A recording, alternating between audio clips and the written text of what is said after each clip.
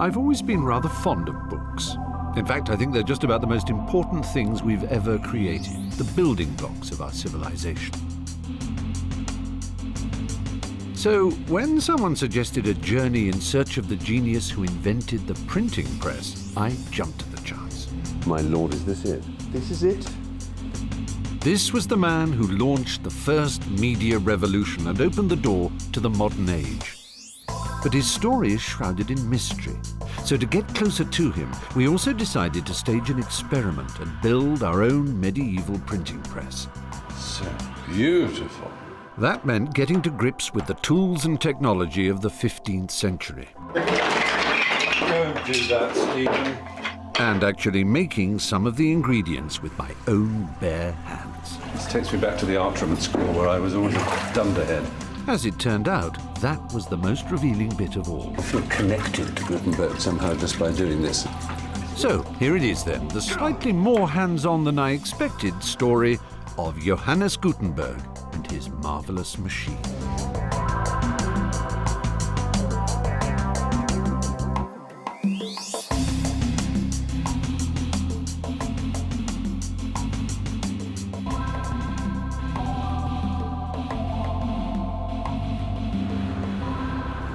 Well, if you're anything like as old as me, you may well remember this, the John Bull printing outfit, made in England. This was where I got my first experience of how printing works, really. And simple as it is, these little rubber bits here tell you all you need to know about printing with movable type. You've got ink. Ooh, there it is. Oh, I'm going to get my fingers dirty already. There are lots of different letters, and you can rearrange them in any way you want onto one of these, which I think is called a form. And then when you print out, it's exactly the same every time. You can have hundreds, thousands, millions of pages that are identical. And there we are. Of course, the point about it being movable type is that I can move these letters into any order, make another word, not unlike Scrabble. So I'm going to mess around. What am I going to get? There we are. So how is it took mankind so long to bring together these simple elements into one machine that could make books? The breakthrough was made by a man called Johann Gutenberg more than 500 years ago. His printing machine was the most revolutionary advance in technology since the invention of the wheel. And we're still living with its consequences today, as you can see here in the basement of the British Library, where they hold a copy of every book published in English. You know, there are 14 miles of shelves here. There are another 8 miles added every year as 3 million new books come on stream in British. And above me, all the readers demanding their books have little idea that there's this labyrinth of shelves here. It was the invention of the printing press which started all this, making mass production of books possible for the first time in history. Within a few years, there were millions of them in circulation. And as they traveled, they carried their precious cargo of new ideas or theories, philosophy or propaganda to every part of Europe and beyond, sowing the seeds for that great cultural blossoming we call the Renaissance. The fruit of Gutenberg's work can be seen all around us, but it's more important than that. For everything that our culture and our civilization depends on starts with Gutenberg's invention. And this was his calling card, one of the first and finest books created using his new machine. To the modern eye, the Gutenberg Bible opens a window onto a vanished world of monks and monasteries. But when it first appeared in the 1450s, it was viewed not as a reminder of the past, but as a signpost to the future, glittering proof that a new information age was dawning in Europe, fueled by the power of the printed word. I want to find out how and why Gutenberg invented his machine.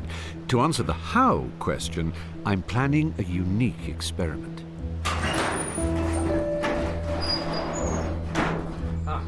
And here's the laboratory where it's all going to happen. In you come.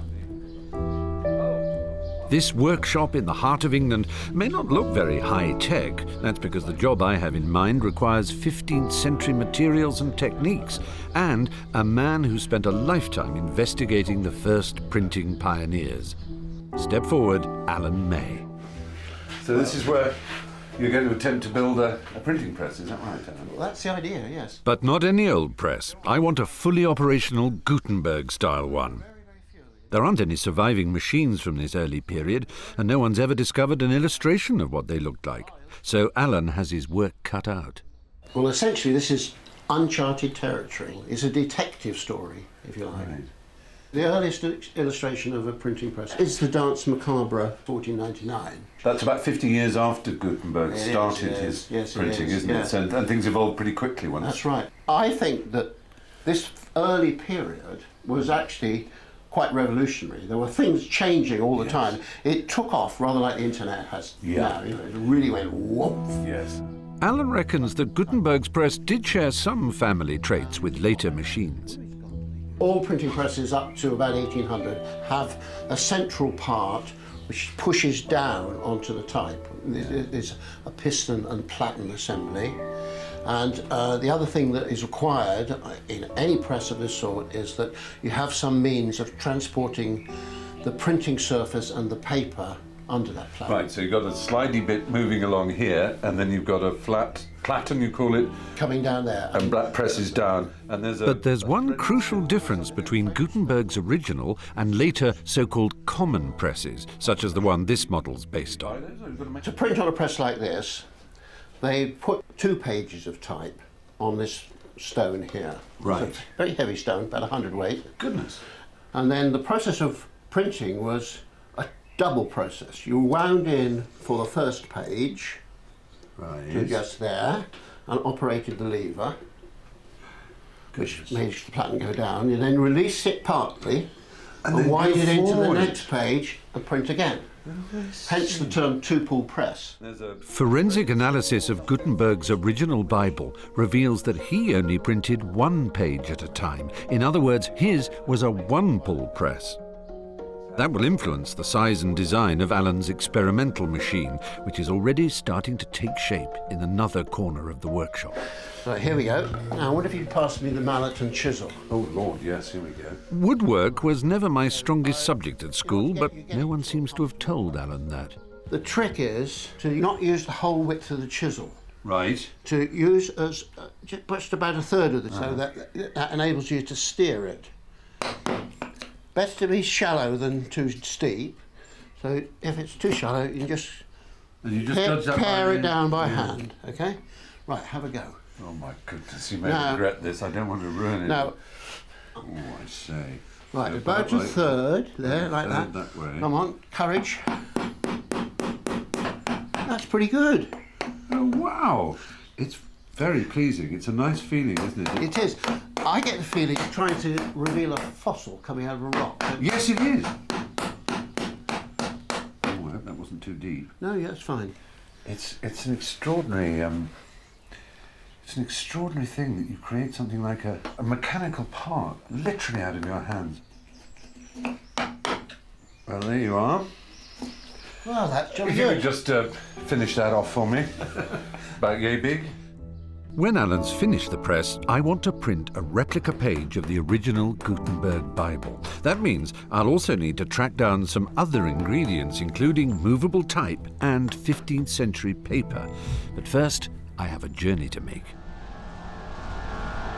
I'll be travelling through the Silicon Valley of medieval Europe to explore the places where Gutenberg and his team developed the machine which shaped the modern world. My first port of call is Mainz, on the banks of the Rhine in western Germany. This was Gutenberg's birthplace and the city where he spent his childhood. But despite first appearances, only a few traces of the medieval city that Gutenberg grew up in still survive. This is the birthhouse of Gutenberg. A chemist shop. Oh, yes. You can read it? Here stands Gutenberg's birthhouse. And Gutenberg is the name of his family? No, actually the name of his family was Gensfleisch. GänseFleisch, Yeah. which means Goose meat. Goose. Meat. I always say, who wants to run Bizarre. around with the name of goose meat in his life? Just around the corner is the church where he was probably baptized. Well, part of it at least.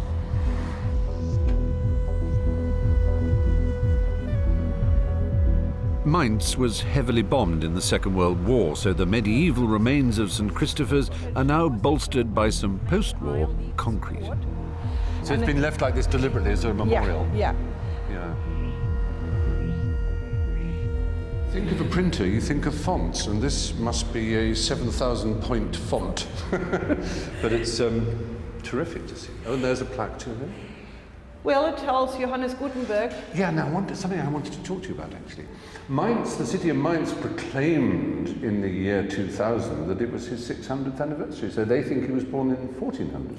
Well, that was decided on publicly, actually 1900, when they made already the same fuss about this centennial at this time, and then they decided Gutenberg was born 1400. But the exact date is somewhere between 1397 and 1404. Well, I have to say I slightly agree with the city of Mainz. I think 1400 is a good year to describe his birth, not because it's a round number, but because it's actually the year that Geoffrey Chaucer died in England. Oh. So it was the end of one age, if you like, the age of the medieval writer, and the beginning of a new age, the early Renaissance. There's very little evidence about Gutenberg's early years in Mainz. We know his mother owned some land and that his father was a merchant whose work brought him into contact with the city's goldsmiths, expert metalworkers with skills which Gutenberg would later find very useful. And it's likely that he studied at university, so he'd have come into contact with books, unlike most of his contemporaries. But that's about as far as it goes. It's like catching the occasional glimpse of a figure in a crowd, only to watch him melt away a few moments later. And even when you finally come face to face with the great man, you can't be sure you're looking at the real Mr. Gutenberg. So whether or not Gutenberg had three hands, like this one here, whether or not he looked like David Tennant as Doctor Who, or whether or not he had a beard shaped like a fish stuck to his face, one thing's certain, we don't actually know what Johannes Gutenberg looked like at all. And that gives us great scope. Perhaps he looked like you. Or me. Unlikely. He would have been burnt if he looked like me. No one knows exactly when the elusive Gutenberg first dreamed of building his printing machine. But this was a revolutionary idea in the handmade world of the 15th century. We're so used to living with printed matter every day of our lives, from the cereal packet in the morning to the book at bedtime, that it might perhaps be rather hard to imagine what the world was like before printing. So we have to come somewhere like here, this monastery, Kloster Eberbach, in a village just a few miles from Mainz, where Gutenberg grew up. And this is where not the printed word, but the written word was king.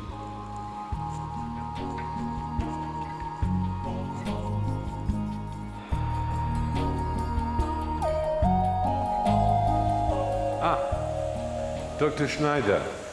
Hello. Hi, what a pleasure to meet you. It's wonderful to be here in a monastic setting. I'm trying to get a picture of what life was like around the time of Gutenberg, how books were produced in the scriptoria, I think they're called. Yeah. Well, this is a rather fine room. This is, in fact, the chapter house where they would read the chapters of the Bible and they'd all sit round on the benches. So a scriptorium presumably was a different kind of room to this. Yes. What sort of thing would you expect to find in a scribe's room? Scriptoriums were smaller rooms than this because they needed heat in these rooms, and because you need warm fingers to write and to hold the feather and to do all this fine work with your hands. And they needed light. They needed windows in the summer. And in the winter, they needed candles. Candles. Yeah. Do we have any idea of the character and personality of some of these scribes? Very seldom. Sometimes we have at the end of such Bibles or other manuscripts small texts where the scribes tell how hard their work were. Oh really? They leave a little record? Yeah. It was very cold. They had to sit always in the same position, and they get There's cramps and stiffness. Yeah. And it was cold, and it was dark, and their eyes were tired. And they write this down? Yes. Hand-copied Bibles were rare and expensive commodities far beyond the reach of ordinary mortals, and even the best scribes made mistakes. A printing machine would allow the creation of exact copies, and lots of them. Whilst some church leaders feared anything that might break their near monopoly on learning, others recognized that a common and universally accepted version of the Bible might be a powerful weapon in the battle to preserve Christian unity. But the church was just one potential market for printed books. Beyond the cloister, new universities were springing up across Europe. So it's tempting to assume that Gutenberg, aside from his technical interest, also saw an entrepreneurial. Yeah. It was a mixture of three things, I think. He was an engineer about the technical things. Yeah. He was a merchant, and he was an intellectual. He had studied and at an university, and he knew that many people needed books. With demand for books growing all the time, anyone who could devise a machine for making them could hope to make a fortune. And growing up in the heartland of the German wine industry, Gutenberg didn't have far to look for inspiration.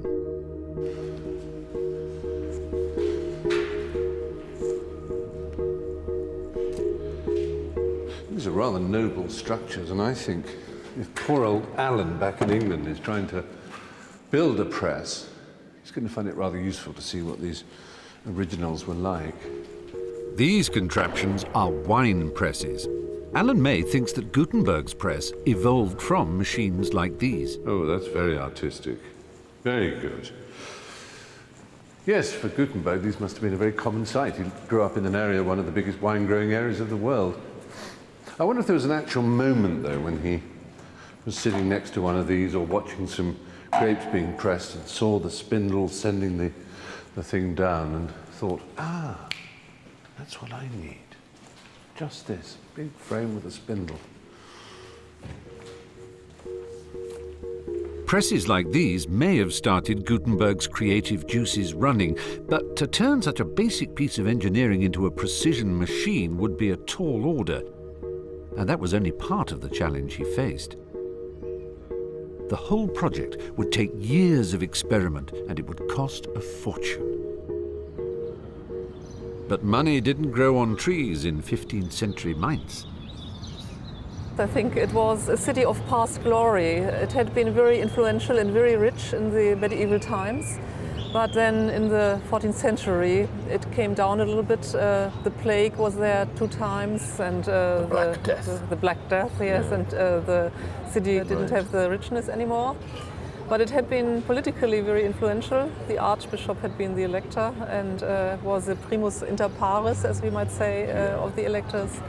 And so it was an important city in any case. In a sense, what I'm getting from you is that Mainz was a city of the past. What Gutenberg needed was a city that looked to the future. Yes, I think so. For a budding entrepreneur like Gutenberg, Mainz was no place to start a business. He would have been in his early 30s when he packed his bags and set sail down the Rhine. 2 days to the south was the city where his experiments in printing would first begin.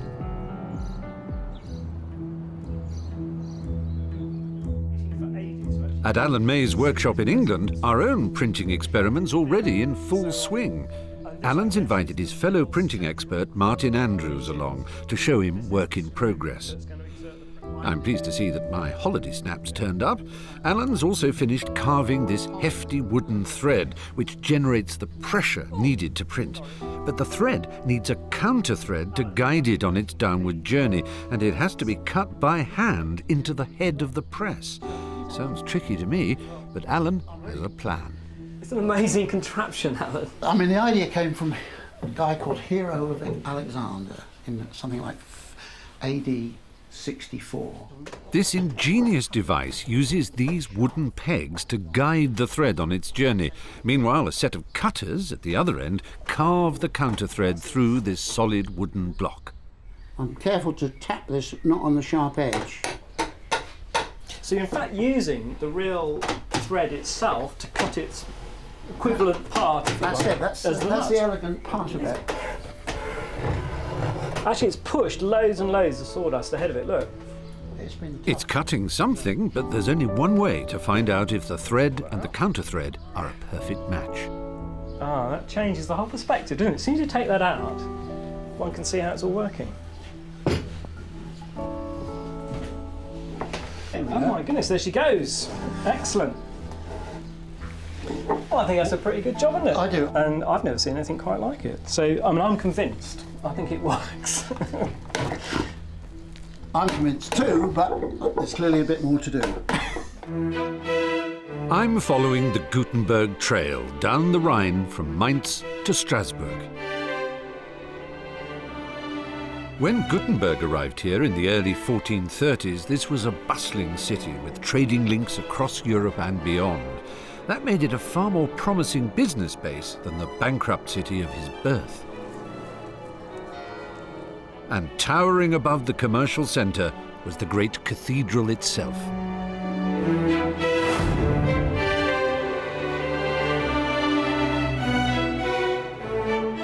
Of course, when Gutenberg got here, the cathedral hadn't been finished and this huge tower and spire weren't quite completed.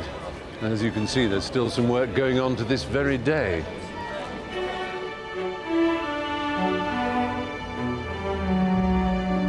It's worth thinking about the fact that at this time, the only investments that human beings ever seemed to make were really in their future, in other words, in the afterlife. By participating in the building of these enormous structures, they were assuring their place in heaven. But around about the time of Gutenberg, we started to see the rise of a merchant class who really believed in investing in the idea of their future on Earth. Venture capitalists, and such people were to prove very useful to Gutenberg.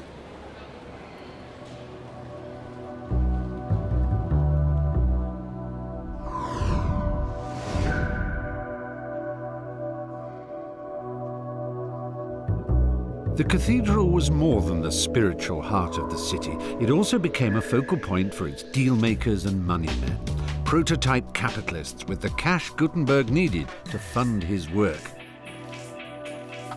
By the late 1430s, he'd struck up a partnership with 3 of them and was ready to start work in earnest. And if he ever wanted to remind himself that his big idea was a good one, he only had to take a stroll through the streets nearby. Rue des Frères, the street of the brothers, that tells us something about this area. We're right beside the cathedral, which is the ecclesiastical heart of an ecclesiastical city, at the heart of an ecclesiastical empire, the Holy Roman Empire. Perhaps worth thinking of it in terms of something like the City of London, in other words, the centre of the entire system that runs the world at the moment. For us, it's finance. For them, it was the church. It was the church that generated all the paperwork, all the legal documentation, all the printed services, everything, in fact, that Gutenberg might have spotted needed reproduction, needed a new technology. And so we turn into this, frankly less than prepossessing street, but note the title, Rue des Écrivains, Street of the Writers, Schrijverstuubgasse. It's in this street in Strasbourg that Gutenberg must have seen the scribes bustling around self-importantly with great sheaves of paper under their arms and calluses on their inky fingers.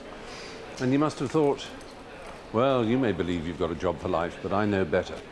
Because one day you're all going to be replaced by a vulgar machine. He employed a carpenter called Sazpach to work on his new invention. No one knows what it looked like, so Alan Mays pieced together other clues to design our machine. He knows that Gutenberg printed one page at a time, whereas later presses printed two in quick succession. Maybe that's why this prototype looks rather unusual to an expert eye.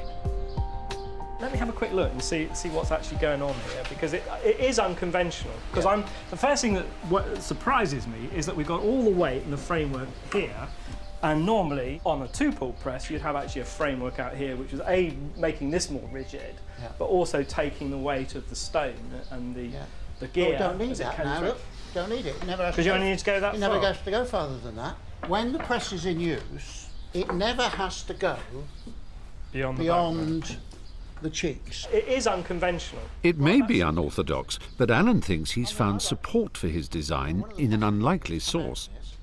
This illustration of a press was drawn by Albrecht Dürer 60 years after Gutenberg first printed. It's the only drawing that I know of where the feet of the press come forward from the cheeks. That's what mine are doing, look. And this has got a substantial structure at the front. Which you have, yeah. Which the common press never has. It just has a little leg. Little leg, okay?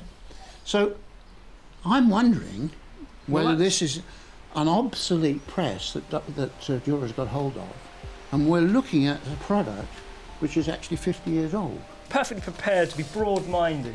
Whether the other authorities in the world will agree with you, I don't know. But if Alan's right, this is a major discovery. Could this be a snapshot of an early Gutenberg press?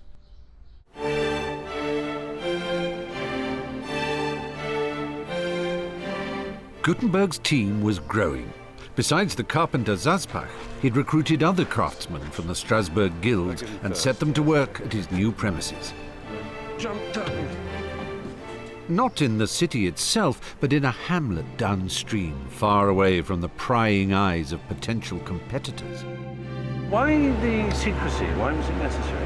There were a number of people working in this area trying to solve this problem. If only they could come up with a printed word for the church, they would have their fortunes made. So he had to keep it as a secret, otherwise everybody else would be doing it. Yeah. Whilst they worked in secret on the printing press, they needed a second revenue stream to keep the wolf from the door. Lo and behold, fate brought to Gutenberg a brilliant idea. This was the creation of mirrors for pilgrims coming to the pilgrimage at Aachen. Why was Aachen important? Aachen was important because there was a cathedral there, and in the cathedral were relics directly descending from Christ, supposedly. And they were on display every 4 years, and pilgrims would come from all over Europe to see the relics and receive the rays of healing that emanated from them. And eventually there were so many pilgrims that they couldn't all get close to the relics. So the idea came into existence that there should be some way of capturing these rays. And the rays were captured by a concave metal mirror, which would be held up so that it was some sort of a satellite dish capturing radiation. Local makers could not keep up with the demand. Gutenberg's idea was that if he could mix his metal right, he could use the presses that were in development to print out mirrors which could be sold to the pilgrims at Aachen. It looked like a surefire winner, but in 15th century Europe there was one thing which could usually be relied on to scupper the best-laid business plan.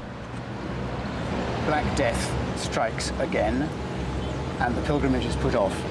Right, they would postpone a pilgrimage. Yes. For the plague. Could not, I mean, it would be a real disaster if you had 100,000 people all gathered together and you got the plague. So that means that all the investors have been hoping for the money to come to them that year. We're going to have to... Yes, one of the partners died. The partnership began to collapse, leaving Gutenberg not exactly in the lurch, but struggling.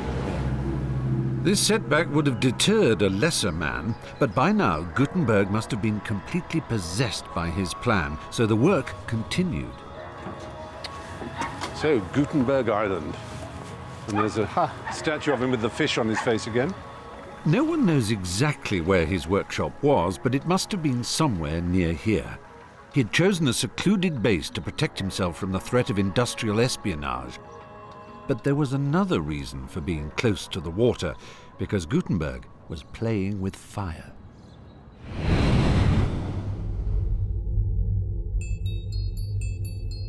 Do you remember my John Bull printing set and those rubber pieces of type?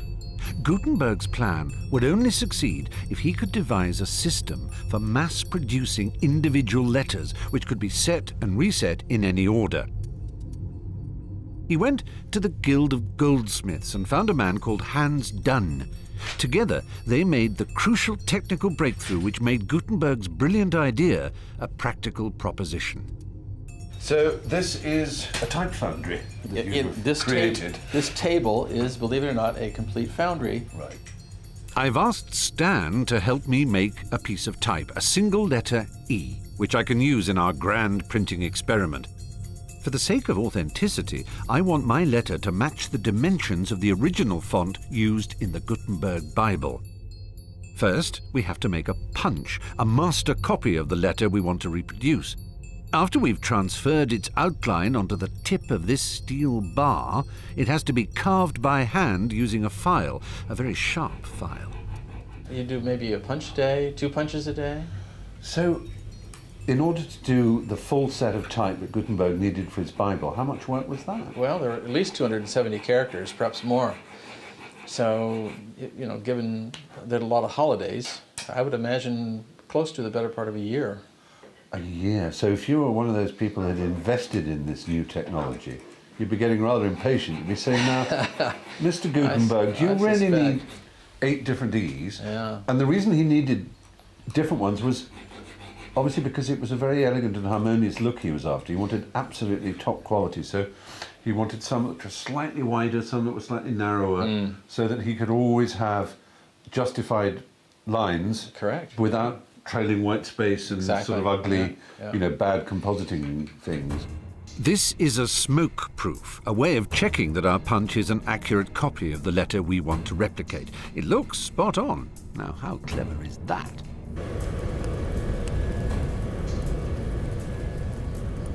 So here we have it. It's hand carved and grooved and shaved and emeryed and rasped and shaped and hardened and tempered, and now that is the key that unlocks the technology that changes the world, the punch. Beautiful. And we made it. But what's the next stage? Well, we have to strike a matrix with that. Strike a matrix. Yeah, we're going to hammer that punch straight into that piece of copper. So it will leave an impress of the letter shape. Absolutely. The experts can't agree about how exactly Gutenberg cast letters from his molds, but Stan's theory is the most commonly accepted one. He thinks he invented something like this ingenious device. This tool in front of us is the single unique element of Gutenberg's invention.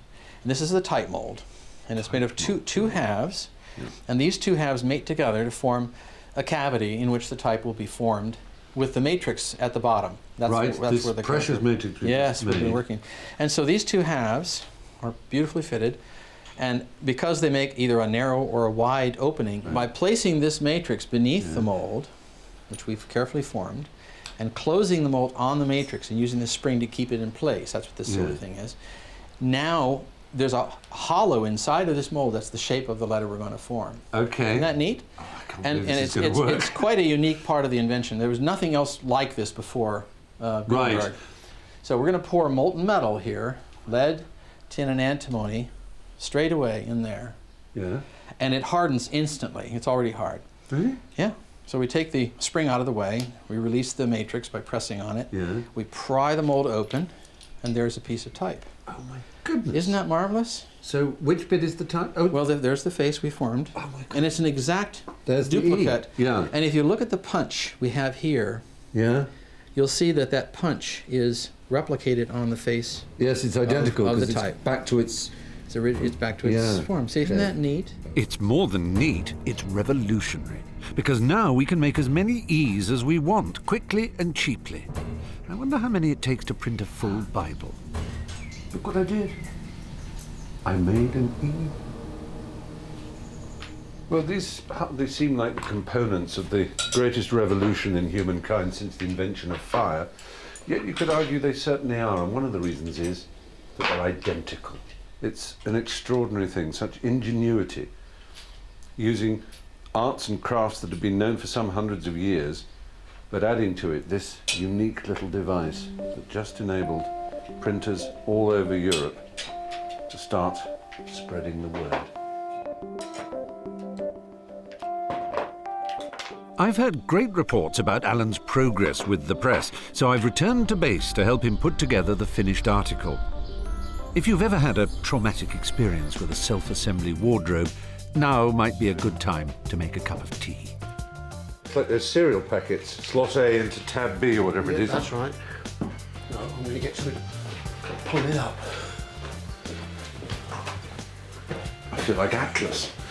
Wait, I'll get you a wedge. I'll give you a variety. Bring the whole box over. Oh, that's much more sensible. Ah. Right, now you use your mallet Yeah. to tap the... Don't do that, Stephen. I'll hold it, you don't kick it. Good sound effects, haven't we? We're getting good creaks. I suppose, Alan, really, no one has done anything like this for 500 years. That's absolutely right on this sort of press. That's it. That's what. Good. Such an art. Honestly, I would never have made a Boy Scout. Hopeless.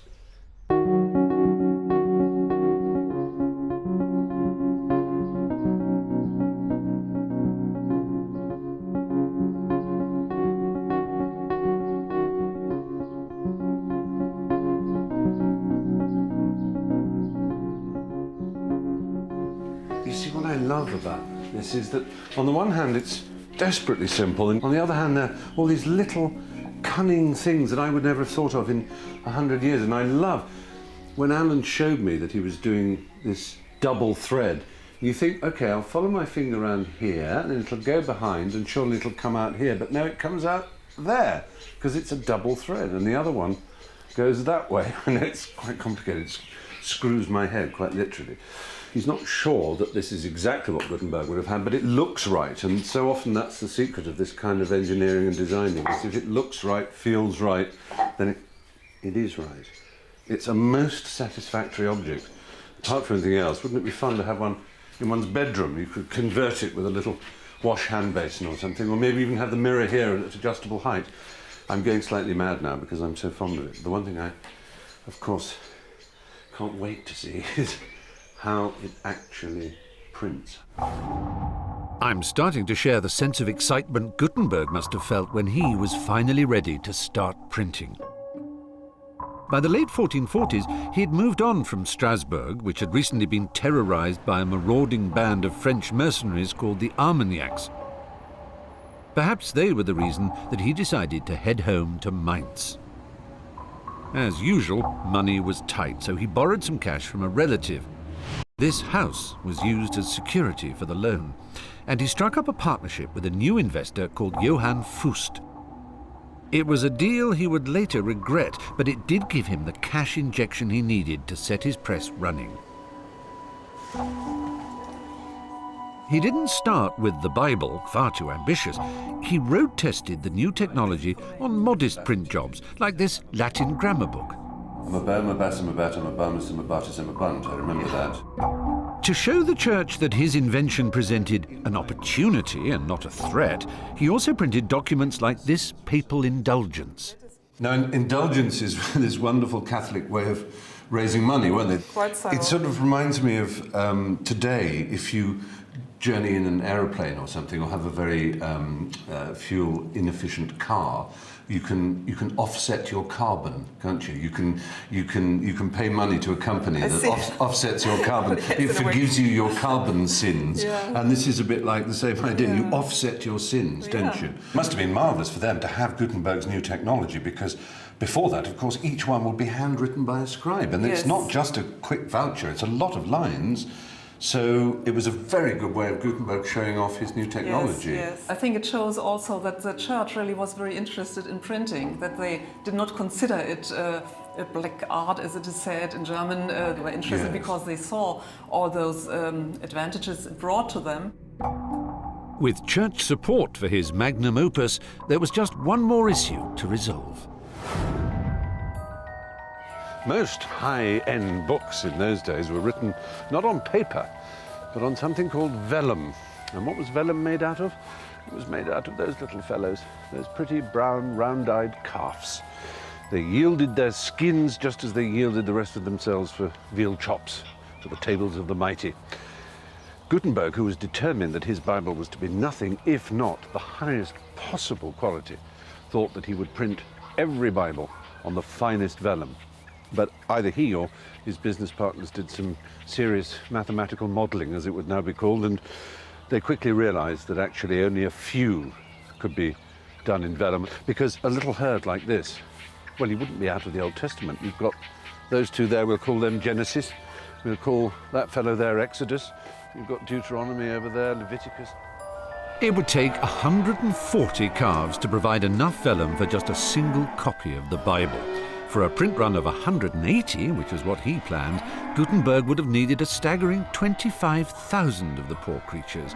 That's an awful lot of veal chops in anyone's book. There are, therefore, a few Gutenberg Bibles extant in the world which are printed on vellum, but most are printed on paper. Without a system for mass-producing paper, Gutenberg's invention would have been dead in the water. But although the Chinese had first invented the stuff 1,200 years earlier, it was still a new commodity in the West. This mill at Basel in Switzerland was set up at almost exactly the same time as Gutenberg was working on his machine, and they still make paper here the old-fashioned way, not from wood pulp, but from cloth rags. Oh, that's rather satisfying. First, the rags are mashed to a fine pulp. A water wheel provides the power to drive these hefty hammers.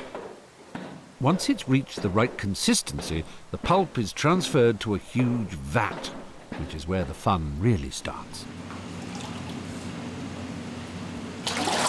This is going to be our paper. It seems extraordinary that these are the bits of cut-up linen that have been pounded away and they've turned into this pulp. Okay, so I better keep stirring, yes? Mm-hmm. Yes. All right. Oh, extraordinary. And that what you feel is the heating. The water is a little bit warm.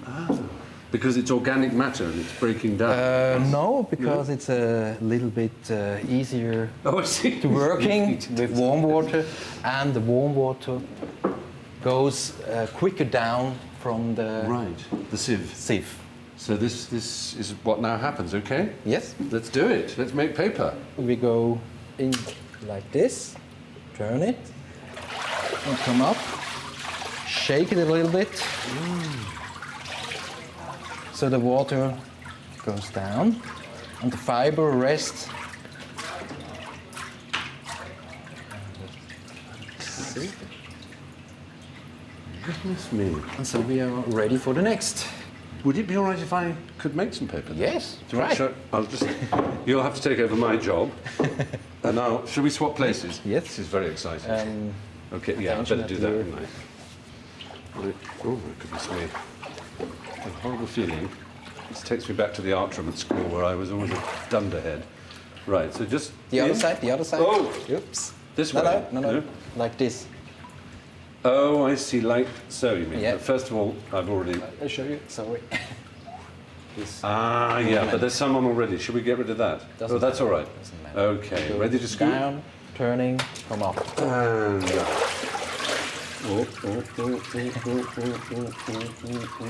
Also this side a little and bit. this piece, yeah, that way too. Oh, Okay. it's got a few white bits in, but it's not bad. Not bad. I think we... Attention. Oh, Stop it. stop it. Some paper for you, Renee. Amazing. And is it ready to take the decal? There it is. This is probably, it's always the second that goes bad. And this is a magical process. It's rather like panning for gold, isn't it? And perhaps that's not a bad analogy. Paper was like gold in medieval times. It was unbelievably valuable. And although it's quite a time-consuming process, it's a lot less time-consuming than making vellum from calfskin. I must say, I've rather enjoyed this. I feel connected to Gutenberg somehow just by doing this. That's good. How do you know when it's ready? Because the ripples stop. Yes, now it's okay. Oh, that's not so good. Hang on. Okay. Not quite so good, that one. No, oh well. Put it back? Yeah, put it back. Should we put it back? And just Turning? turning it. Yes. Like so. Nope. Oh, I thought maybe it would go. Oh no, it did it wrong. Here we go. Oh, like so. Yes.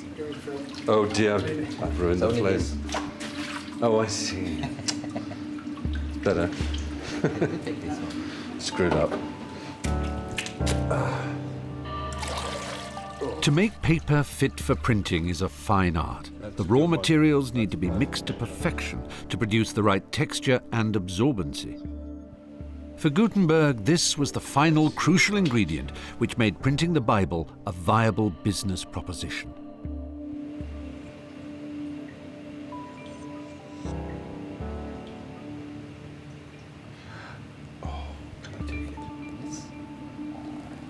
So beautiful. My very own piece of paper. And first, of course, it has to be dried, doesn't Yes. it? But I do hope Alan will be satisfied with that. How could he not be?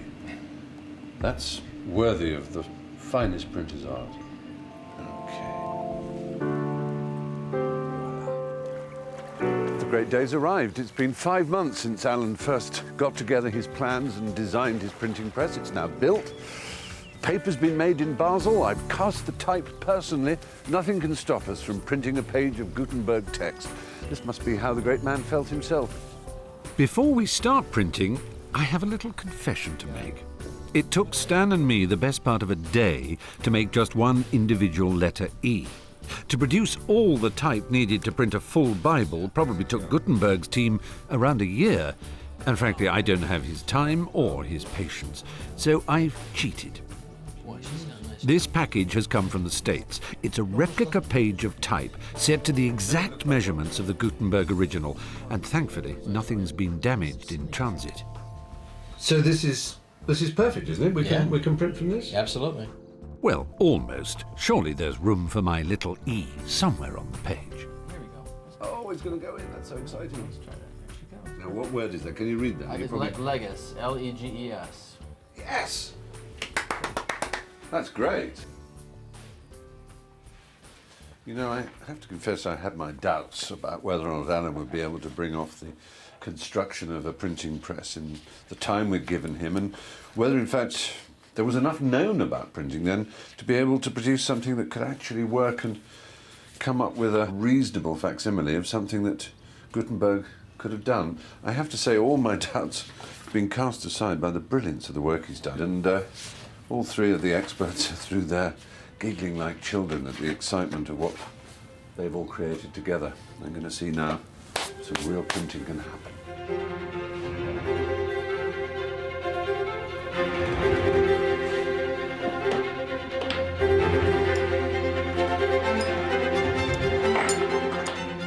Right, it's the moment of truth. Let's see how it fits.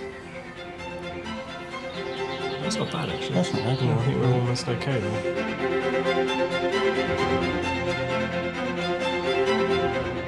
Okay, right, here we go. This is the moment of truth. Oh my goodness. Wait for the creak.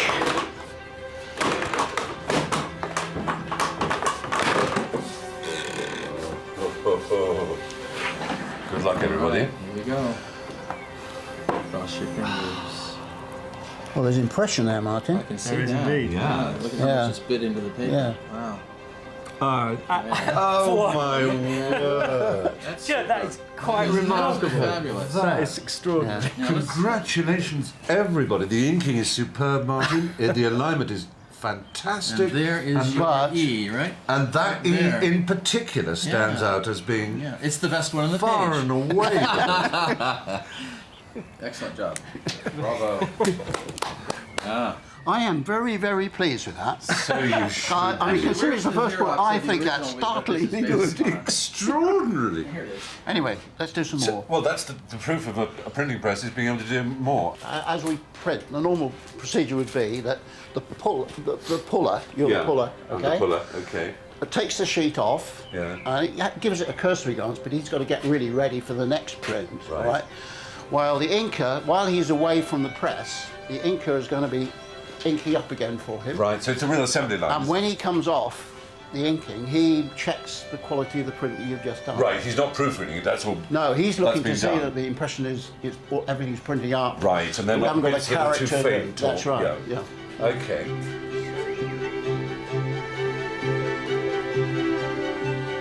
Done with my frisket. Yes.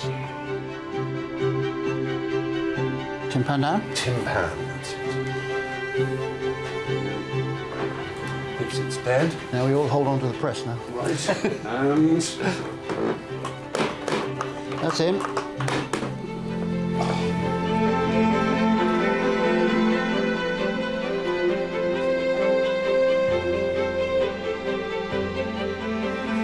It's all right, isn't it? Super. Superb. Yeah. There you go. Pretty good, yeah. No, I think actually that's better than the first It is, one. isn't it? I think the inking's It's really getting getting more and more there. even. Gutenberg's first edition of the Bible ran to 180 copies, each containing more than 1,200 pages, which had to be set, inked, and printed. Very nice. And that was just the black and white work. After they'd left the press, each page was hand-decorated by an illuminator before the whole thing was bound together to make a finished book.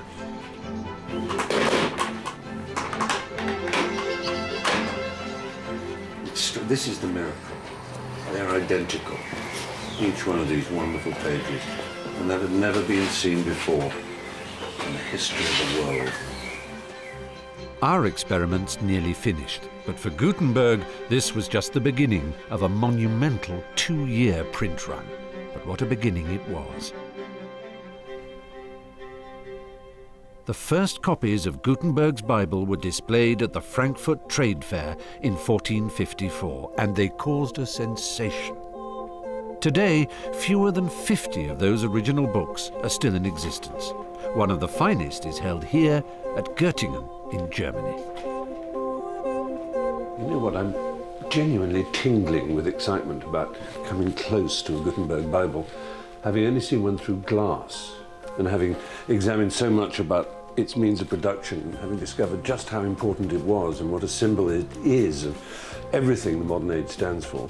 The idea of actually touching one, albeit through cotton gloves, is giving me goose flesh. Cannot believe this. You know, I've looked at them through glass and I've read about them, and to be so close is an extraordinary feeling. You want to have a look? Please. This is actually it a smells. remark by Jakob Grimm. Of the famous Brothers Grimm? Yeah, when he was a librarian in Göttingen, it says, eine Gutenbergische Bibel, a Gutenberg Bible. And it says, von höchster Seltenheit, of the highest rarity. Yes. Yeah. Thank you. And this is the first page of the first volume. Do you know what's interesting is that although the illumination and decoration and the, you call that the rubrication, don't we? Right. The red letters, literally. Although they're very beautiful, it is the typeface that really draws the eye, isn't it? Yes, I mean, people have said that it's, even at the start of this new technology, that it is also an example of perfection. Yes. In a sense, and the general view is that it's so much more beautiful than it need to have been, as it were. that is very true, yes. It's simply, he was clearly a very driven perfectionist. Yes. He uses what the scribes in the monasteries also used. He used abbreviations. That was the only way to create this right margin as clean as it is. Now there's a little hole here. What's going on? Somebody must have What a vandal. plundered this in, I don't know when this happened.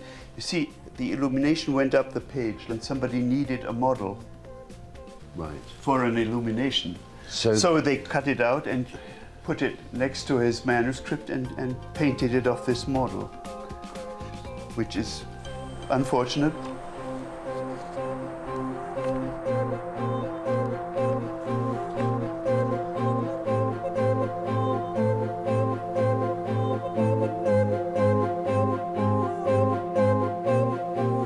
Naturally, I feel very privileged to be able to leaf through this unbelievably rare and important object, a Gutenberg Bible, in my hands. I'm wearing white gloves, I'm terrified of breathing water vapour on it, and yet, you know, the odd thing is that it doesn't feel like something that is going to be crumbling to dust if I turn the pages too fast. It feels very solid and robust, and after all, it was made to be used more than once a day. I mean, if it was bought by a monastery, I guess it would have been used for all the offices of the day. And it was a solid object. A Bible was a thing that people expected to turn to all the time. And it isn't a fragile little thing like an ornament. It's a useful object. And the extraordinary thing about this is that although there were only 100 or so of these made, only 12 of these in existence on vellum, you know that aside from the illuminations, every page is the same.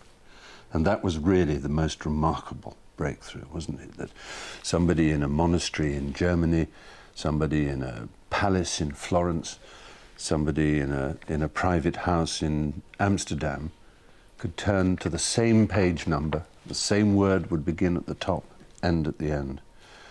They were looking at mass production for the first time. And although they were very rich, those who could afford it, they were nothing like as rich as those who could afford ones that had been made by scribes, handwritten. I can't believe I'm here looking at it.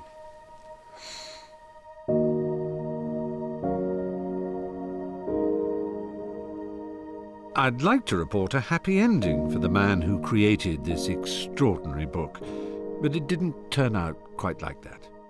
Do you remember Mr. Fust, the dragon who bankrolled the printing of the Bible? Soon after the presses started running, he asked Gutenberg to repay the money he'd borrowed. Gutenberg didn't have the cash, so he was forced to hand over all his printing equipment instead. It had taken him almost a lifetime to build his machine. Now, so soon after it had been completed, it was snatched from Gutenberg's grasp.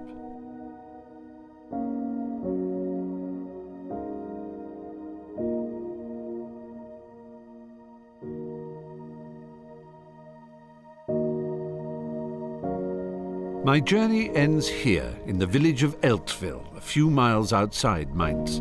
Gutenberg had family roots here, and his friends helped him get back on his feet and even to set up a new printing workshop.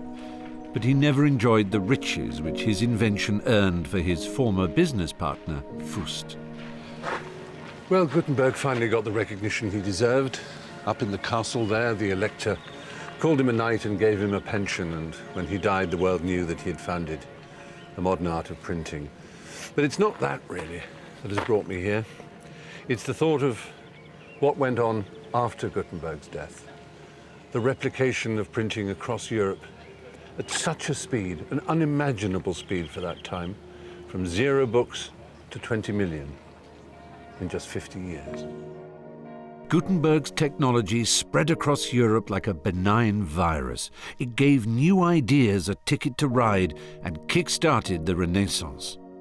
For the next 500 years, his method of printing was used to make books everywhere. His was the machine that made us. And that art, the art of movable type printing, defines us.